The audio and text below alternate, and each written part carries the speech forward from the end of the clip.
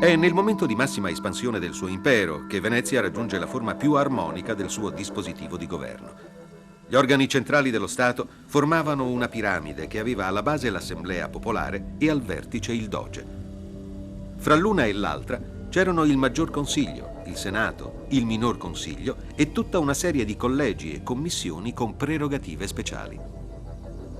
Ogni organo politico era sempre sottoposto al controllo di qualche altro organo. Un delicato equilibrio di poteri tendeva a garantire che non vi fosse mai un potere che non avesse un contropotere.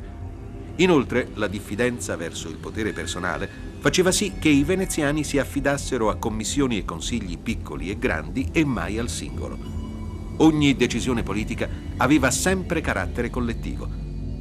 Faceva eccezione il Doge, ma come abbiamo visto, fin dal tardo Medioevo i suoi poteri sono circoscritti e ad ogni successione sempre più limitati.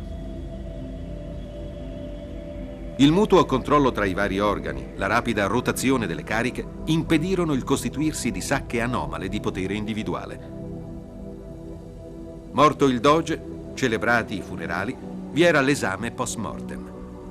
Gli inquisitori del Doge defunto spulciavano gli atti del deceduto per constatare la legittimità delle spese personali fatte e delle entrate percepite, e se trovavano irregolarità, toccava agli eredi sopportarne le conseguenze.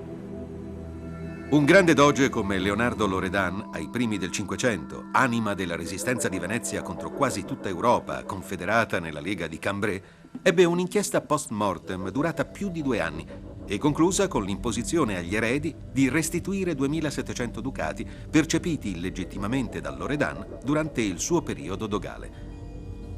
E ciò avvenne anche se doge e parenti avevano versato contributi volontari per le spese di guerra. Si trattava di contributi volontari che non cancellavano l'illegalità constatata. La forma matura di governo raggiunta nel XV secolo ci mostra un doge bloccato, ridotto a simbolo, manovrato, subordinato all'aristocrazia.